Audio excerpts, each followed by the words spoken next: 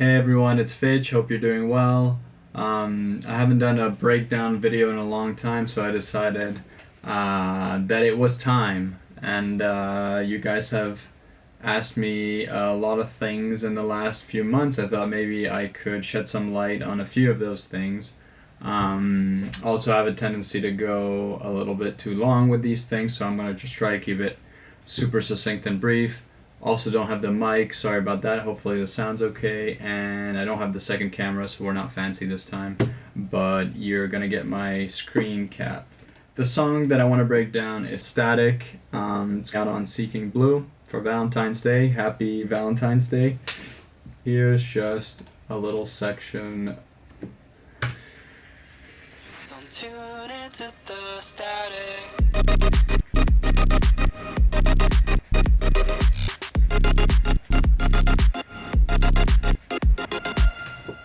So I'm going to talk about three things: the vocal mix, the drop, and just general workflow things that I think are really useful. So let's just go right into it. This is the main arrangement project. The vocal mix is done in a separate project. But my main concept that I want to talk about, because I don't want to ramble too long about this, is focus. The idea that the listener is always focusing on one main element. Yes, the theory is that you can listen to 3 or 4 different things at the same time, but primarily you're focusing on one main thing. So my concept for layering is always keeping in mind either starting or primarily working on the part that is going to be most in focus. So in this case, there's a lot of layers on this bass that I'm going to solo. Let's just solo here.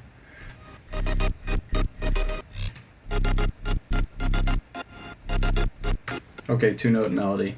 It's 2020, come on. But yeah, so you're listening to this actually. And the way that the other layers come in,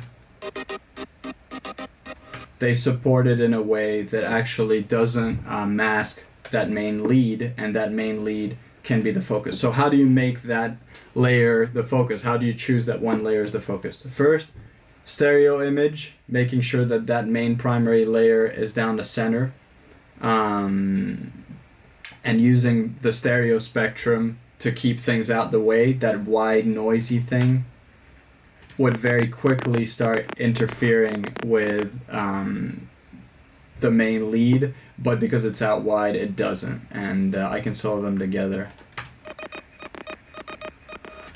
It stays out wide. The bass layers should be center. Anything below like 130 hertz and things like that, you want to make sure that the sub is down the center. So basically the way that you do this then is isolating each element using EQ. So my sub is only hitting under 100 hertz. Okay, simple enough. That beefy mid is just above that, and we're cutting out some of the main frequencies in the mids that are going to clash with the other lead and the other layers. Then that clicky thing on the side, well, it's very thin to begin with, but basically I'm cutting, including any low mids that the other beefy layer is going to actually fill in. And then the chords. So the chords, I'm using basically the EQ match function of FabFilter Pro Q, and the EQ is taking out the exact frequencies of the main lead. So that's one of the ways that you can be sure that the focal layer is in focus, if you're taking out the exact frequencies out of the other elements. And I've definitely talked about this in the past, but there are more drastic ways of doing it, I think, like what I did here with the EQ matching. Okay, if you're curious about the actual sounds themselves, how I made them, it's all phase plant, which I think is a great synth. It's basically as if you had Serum, but you could move everything around, and it started like as a blank slate. For example, I can run this output back into the phase or back into the level and all sorts of things and get very weird feedbacking effects and things like that. You also have 3 You also have 3 columns of effects, and I really like the effects from these guys. Anyways, I've been using Faceplant for a ton of stuff. No secret there. The chords are also Faceplant, and then the bass layers are all also Faceplant. So like, recently discovered it and really like that synth. Okay, so really the main thing about the drop that I wanted to talk about was the way that it's layered.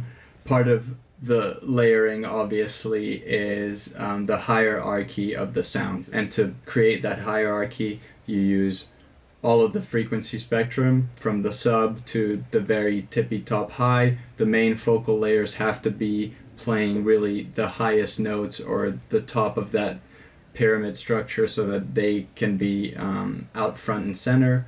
And so other than the frequency spectrum, you want to use the whole stereo spectrum to keep things out of the way of each other and really utilize the sender to be the stuff that you're paying direct attention to. So this is the same concepts that are going to apply to the vocal mix, and that's one of the reasons I wanted to talk about these two things together. So let me open it up.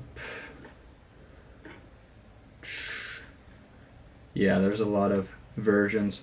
But yeah, having the vocals in the main project makes me think of them equally in terms of importance as the bass, the kick, the instruments, because it's just lined up in that same way.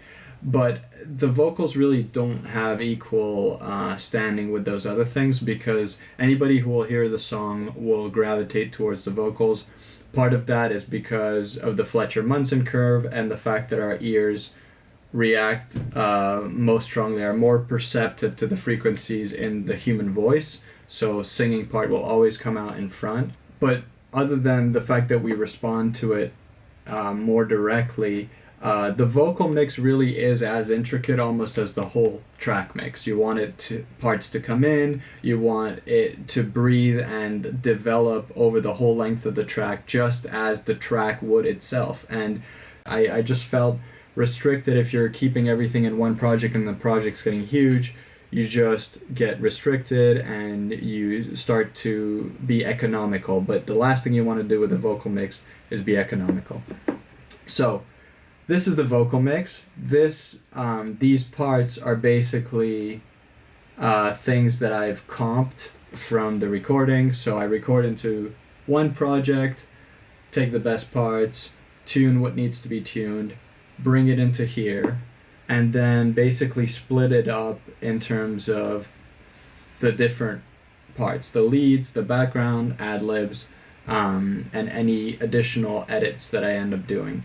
In this case, the chain is actually pretty expansive, and I'm not going to go over my entire chain, but essentially you should think of the track from the perspective of focus, like what are we listening for? Alright, so I'm going to play you a part of the chorus, and we can just kind of go over what the different parts are and kind of the overall process with that. Can't waste time by listening to the static. Can't waste time by listening. Formatted up, octave group, love doing this. Doubles, out wide. Then there's another double group that comes in just for the chorus.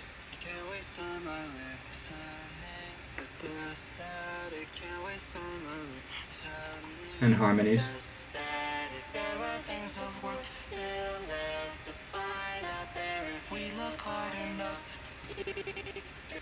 So I love messing around with the harmonies, layering them with octaves of each other.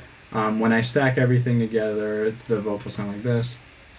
Can't waste time by listening to the static. Can't waste time by listening to the static. I can go over the basic vocal chain or what I'm doing to the vocals. I won't go so in depth. So yes, auto-tune, some light auto-tuning here to just clean up some of the imperfections in the pitch. With Nectar, I'm doing some preliminary compression and some cutting. Then I have an EQ that I'm doing some boosts in the high mids, where essentially the mic that I'm using, SM7B, is really dark, and I need to really kind of brighten that up and get more presence out of the vocals. SSL to boost the really high end, the roof. Like as you could see in the EQ, I was only boosting high mids. The SSL then boosts like 12K to really get kind of it adds that certain presence, that high frequency content above 10K makes the vocal really kind of sizzle through the mix. It can also get really harsh, so it has to be done diligently for sure. Then the spectral shapers are awesome for calming the frequencies in the low mids and in the lows, so I use that. Soothe is good for some of the resonances in the mid. As you can see, it listening to the static. Can't waste time by listening to the static. There are things of worth.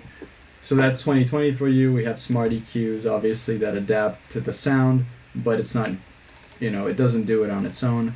I have a very short reverb at a very low mix to just give it a little bit of dimension in the voice so it's not so stuck mono. Then I'm doing some dynamic EQ. So again, this isn't an intelligent EQ, but this is going to reduce some of the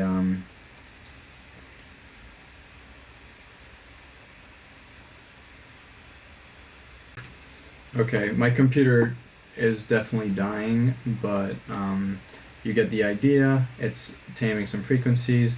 Then I have a good old compressor, compressing everything again. So that's one of the things that we often underestimate, is how much compression it really takes to make the vocal sound even.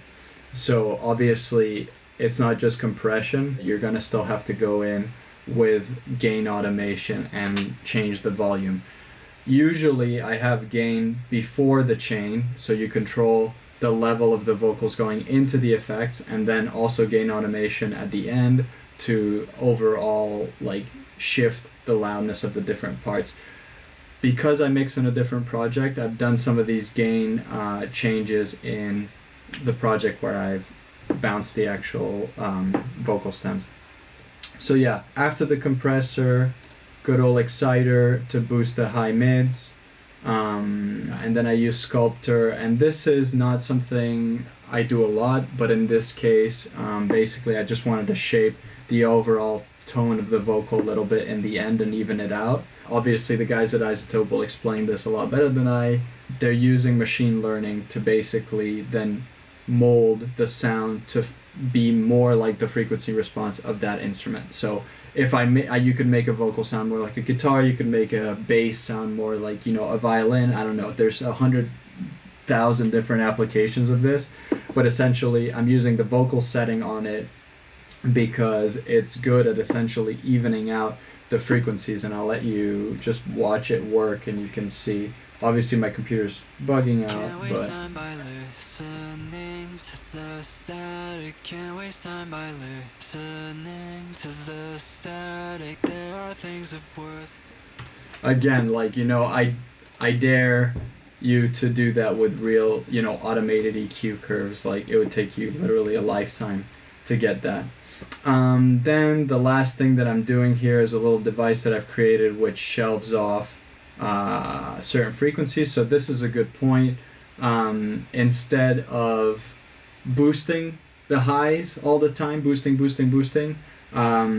it's actually a lot cleaner to just cut everything below that frequency. So in this case, I felt like the overall vocal was balanced but still dull. The overall tone of it was still dull, so then I cut the frequencies down below those high frequencies. Okay, and then there's another EQ which I'm not using. I was just using the spectrum in it to see the shape of the vocal after everything, and then I'm using this to add a little bit of width to them. So I'm just using the stereo part of it.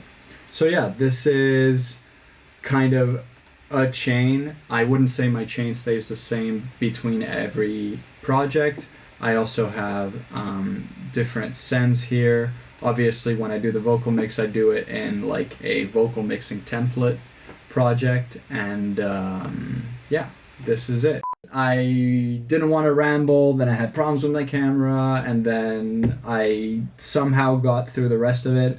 I'm definitely going to be doing more of these in the future, so leave any suggestions, any comments that you have, anything you'd like to know. And yeah, check out the song on Friday with the rest of the EP, and we'll see you next time. All right, take care.